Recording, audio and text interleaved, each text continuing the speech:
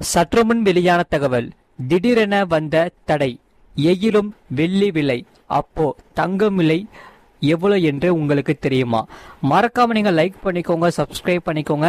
இனி அடுத்து வரக்கூடிய நாட்களில் என்னென்ன பொருட்கள் என்னென்ன விலைக்கு ஏறப்போகிறது என்று இங்கே பார்ப்போம்.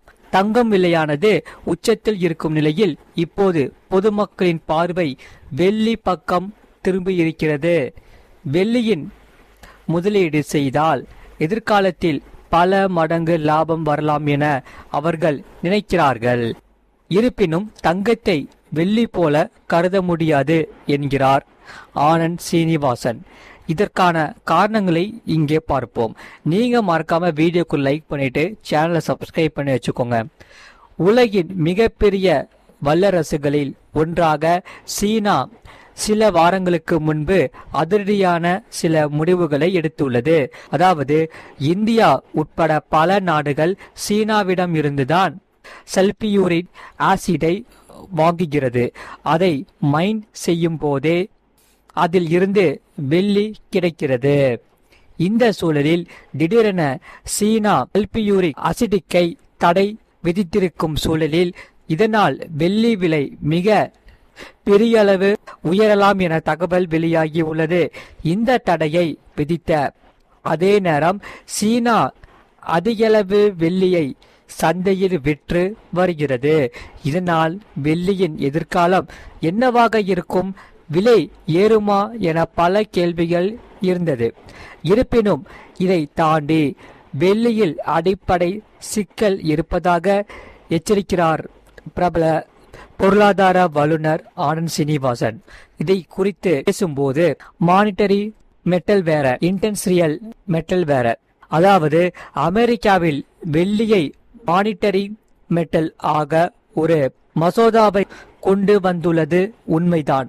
ஆனால் அது அறிமுகம் நிலையில்தான் இருக்கிறது. இந்த ஆண்டு இறுதியில் அமெரிக்காவில் மிட்ரைட் தேர்தல் நடக்கிறது. அதில் ட்ரம்ப் தோற்றுவிடுவார்.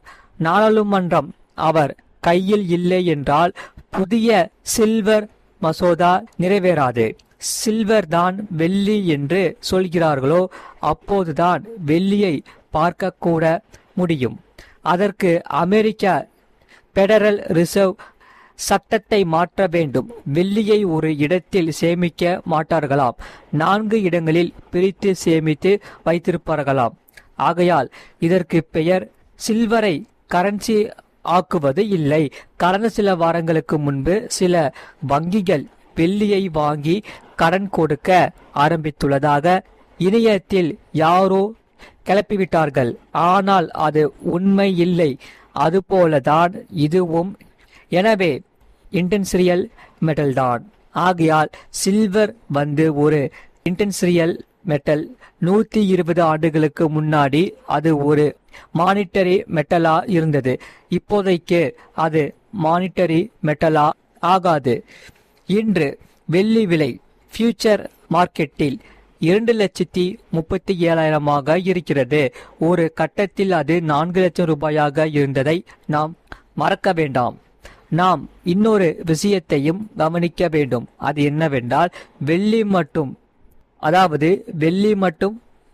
ஏறவில்லை, எல்லா மெடலும் தான் இப்போது ஏறி இருக்கிறது. ஸ்டீல் கூட ஏறி இருக்கிறது. தங்கம் மற்றும் வெள்ளி அளவுக்கு ஸ்டீல் விலை ஏறவில்லை என்றாலும் கூட கணிசமாக உயர்ந்தே இருக்கிறது. இதனால்தான் ஸ்டீல் சார்ந்து இயங்கும் நிறுவனங்கள் நல்ல லாபம் பார்த்துள்ளன. அலுமினியம் ஏறி இருக்கிறது மற்றும் இதனால்தான் ஸ்டீல் ஏறி இருக்கிறது. எல்லா மெட்டலும் ஏறி இருக்கு, வெள்ளியும் ஏறி இருக்கிறது. இதையும் தாண்டி வெள்ளியில் முதலீடு செய்தே திருவேன் என நீங்கள் அடம் பிடித்தால் அது உங்கள் இஷ்டம். போடுங்கள், நஷ்டமாகுங்கள், எனக்கு என்ன வந்தது என்றார். அதே சமயம் வெள்ளி இப்போது என்னதான் ஏறினாலும் அதை முதலீடாக கருத முடியாது. வெள்ளிதான், தங்கம் தான் என்பதே அவரது கருத்தாகும். மறக்காம நீங்க லைக் பண்ணிக்கோங்க, சப்ஸ்கிரைப் பண்ணிக்கோங்க. அதே சமயம் ஆனந்த் சீனிவாசன் சொன்ன ஒரு முக்கியமான தகவல், மாதம் ரூபாய் 60,000 சம்பாதித்தாலும் ஏழைதான். மாதம் ரூபாய் 40,000 சம்பாதித்த பிறகு கல்யாணம் பண்ணு என அதிரடியான சொல்லிதான் முதலில் ஆனந்த் சீனிவாசன் ட்ரெண்டாகி இருந்தார். அவர் இந்த கணக்கை போட்டு சில ஆண்டுகள் ஆகிவிட்ட நிலையில் இப்போது புது கணக்குடன் மீண்டும் வந்துள்ளார். அவர் சொல்வது பலருக்கும் கசப்பாக இருந்தாலும் அதுவே உண்மையாகவும் இருக்கிறது. பணம் என்னவோ வருது, ஆனா மாசம் பிறந்தா எங்க போகுதுன்னே தெரியல. இன்றைய சராசரி நடுத்தர வர்த்தகத்தின் ஆக பெரிய புலம்பல் இதுதான். கையில் ஒரு ஸ்மார்ட் போன், கார், கடனில் சொந்த வீடு என பார்ப்பதற்கு வசதியாக தெரிந்தாலும் உள்ளுக்குள் கடனில் தத்தளித்து கொண்டிருக்கும் கௌரவமான ஏழைகள் பலர் உள்ளன. அந்த வகையில் கணவருக்கு தனி, மனைவிக்கு தனி என நான் சொல்லவில்லை. யார் உண்மையில் ஏழைகள், யார் உண்மையில் தற்போதைய சூழலில் மிடில் என்பது தொடர்பாக ஆனந்த் சீனிவாசன் சில கசப்பான அதே நேரம் உண்மை தகவலை பரிந்துள்ளார்.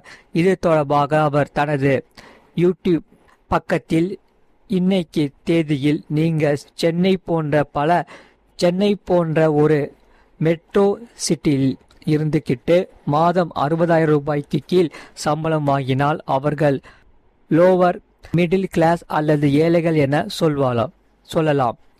ஏனென்றால் கணவருக்கு தனி, மனைவிக்கு தனி என நான் சொல்லவில்லை. ஒட்டுமொத்தமாக கணவன் மனைவி வருமானத்தை சேர்த்தே சொல்கிறேன். 60,000க்கு கீழ் போனால் ஏழைகள் தான். நல்ல வீடு, குழந்தைகளை நல்ல பள்ளியில் சேர்க்க வேண்டும் என்றால் 60,000க்கு கீழ் வருமானம் இருந்தால் போதாது. கணவர் மட்டும் 40,000 சம்பாதித்தால் அவர்கள் பொருளாதார ரீதியாக பாதுகாப்பற்ற நிலையில் ஏழையாகவே உள்ளனர். அடுத்து 60,000 முதல் 1,00,000 வரை சம்பாதிப்போரை மிடில் கிளாஸ் என சொல்லலாம். 1,00,000 முதல் 2,00,000 வரை மாதம் சம்பளம் பெறுவோரை அப்பர் மிடில் கிளாஸ் என சொல்லலாம். 3,00,000க்கு மேல் சம்பாதிப்போரை நல்ல நிலையில் இருப்போர் என சொல்லலாம். ஆனால் அவர்களும் கூட பலர் வீட்டை லோனில் வாங்கிறேன் என சொல்லி மாட்டிக்கொள்கிறார்கள். எனவே உண்மையில் பணக்காரர்கள் என்றால் மாதம் ரூபாய் 5,00,000க்கு மேல் சம்பாதித்து ஷாம் லோனும் இல்லாமல் இருப்போர்தான். அவர்களை மட்டுமே உண்மையில் பணக்காரர்கள் என சொல்ல முடியும். மறக்காம நீங்க லைக் பண்ணிக்கோங்க, சப்ஸ்கிரைப் பண்ணிக்கோங்க. இந்த செய்தியை உங்க நண்பர்களுக்கு தெரியப்பட்டு ஷேர் பண்ணிக்கோங்க. இந்த வீடியோ உங்களுக்கு பிடிச்சிருந்தா மறக்காம லைக் பண்ணிட்டு சேனலை சப்ஸ்கிரைப் பண்ணி வச்சுக்கோங்க. உங்களுக்கு ரொம்பவே யூஸ்ஃபுல்லா இருக்கும்.